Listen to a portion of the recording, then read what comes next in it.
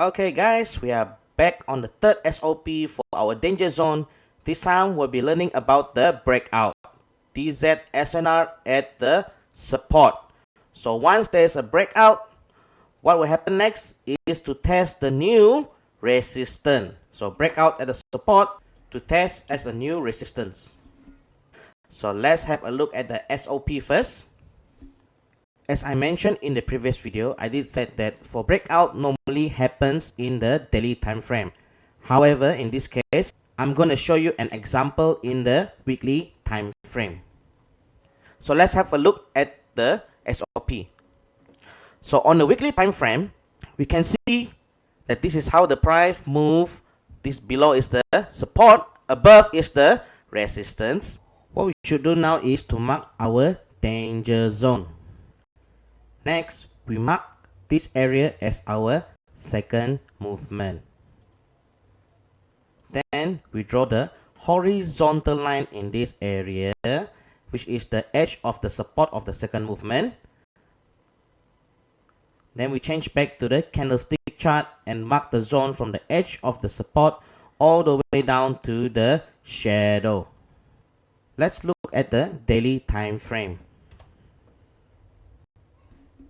In the daily time frame, everything remains the same. This will be our danger zone SNR weekly. So this will be our second movement. So this will be our DZ SNR on the weekly second movement. In the daily will become the support. Next, when price coming down to this zone, as price didn't zone, price instead made a clean breakout with a candlestick called the Marubozu at the daily time frame. Okay, so we mark our danger zone SNR at the second movement, which is called the support at the weekly time frame. So in the daily time frame, this is how we can see it, that the daily candlestick break one Marubozu below the area.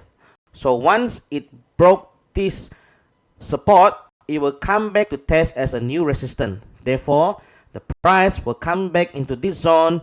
Now, what should we do is to wait for the confirmation of rejection at this new resistance area. Okay, so when price comes back to this area, price will reject with a bearish engulfing or candle reversal signal. In this case, since we look at the weekly time frame as our danger SNR, therefore our confirmation of rejection should be at the daily time frame or the H4 time frame. The smallest time frame is H4, not H1 and below. Okay, why? Because this is the danger zone SNR weekly time frame. Weekly time frame, confirmation of rejection is daily or H4 time frame. Once there is a confirmation of rejection, then we should look for setup in this area.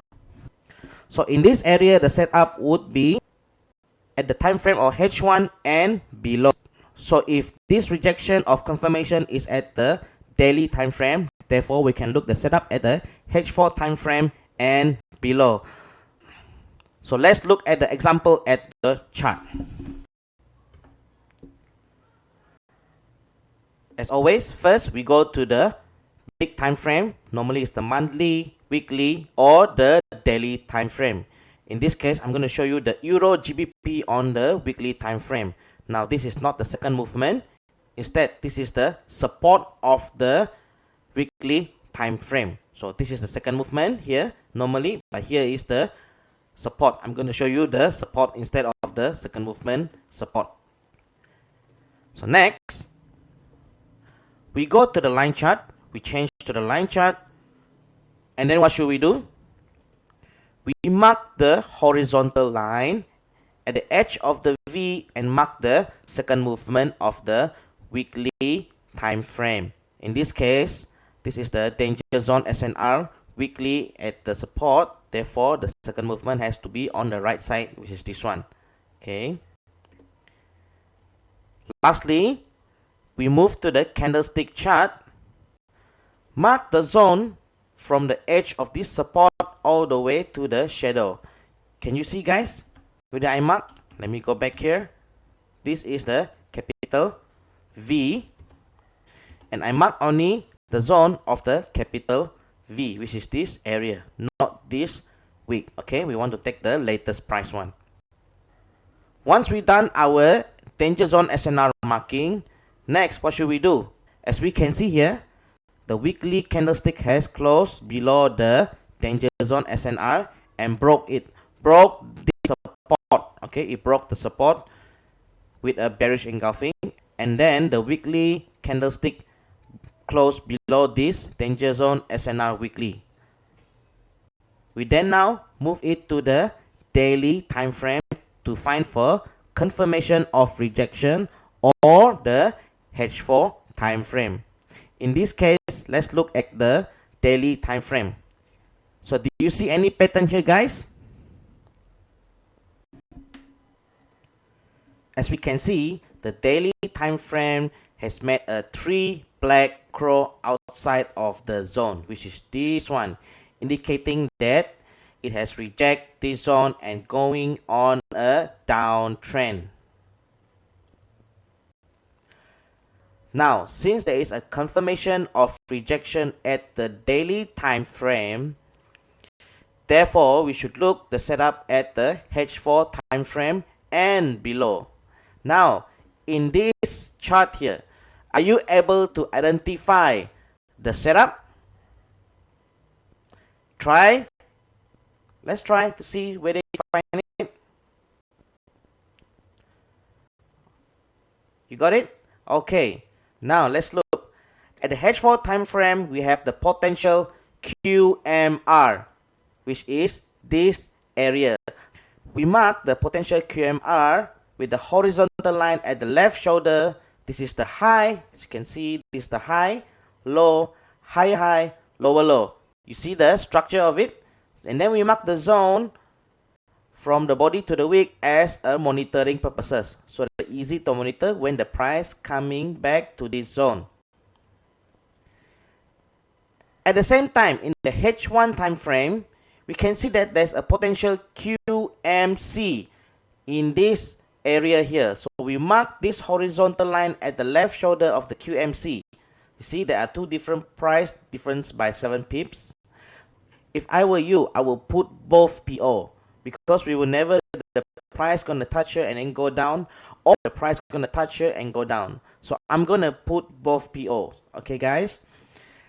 So now as we look back at this QMC, we mark the left shoulder again, the horizontal line, and then mark the zone all the way here. At the same time, we draw the trend line. Now remember, guys, what is the SOP for QMC? The head of the QM, which is this case is the higher high, has to be on the second drive. The first drive, second drive, and we entry at the third drive. Now when we entry the third drive, the price cannot linger more than the confluence of this trend line and the entry point. So possible it could be around this area would be nice. The trend line, there is no specification. As long it touch here, and it goes down like this, we just use as teachers Dora said, T-buy. Okay.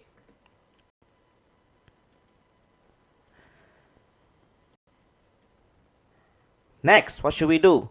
We should look for confirmation at the higher time frame. So we come back to the daily time frame. We can see that both setup, the QMR H4 and the QMC H1 setup, is at the body of the 3 black crows, which is the reversal signal.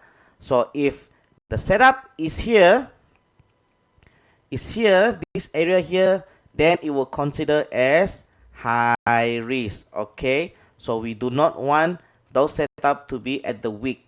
This area is considered high risk.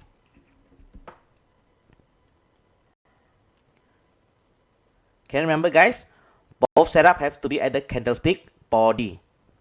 So it met the SOP. Next, what should we do? We wait for the price to come and react to our orders. As we can see, price has comes back to take both of our orders. One is the QMR H4 and another one. This is a very good sharp entry for our QMC H1. So if you are using a normal standard account, you might not probably get the PO because this is too sharp. The entry is too sharp. Therefore, the best is to use an ECN account or a row account. So price reacted to our PO. And we are in happy profit for both setup. Okay. So now I have shown you the examples one by one, step by step. How do we look into this breakout in the weekly time frame? Now you have to do your part is to learn. So whether you understand or not this concept, the SOP and the drawing, please, you can use it starting from the daily time frame, not from the H4 or below. Start from the daily time frame and found the breakout. The breakout of the daily time frame is the H4 time frame. So you can use that daily or weekly. Okay, don't go to monthly. You can't find yearly time frame. So you can use the weekly or the daily time frame. Now more often the breakout happens during the daily time frame. Okay, and most of the time it happens during the breakout of the second movement, because second movement has a support and resistance as well. Alright, remember guys, danger zone, the marking of it is just for monitoring purposes, whether there's a breakout or whether there's a rejection. So once you completed your assignment, you did 3, save it in the folder and you may submit at the end of the course. See you at the last SOP for danger zone.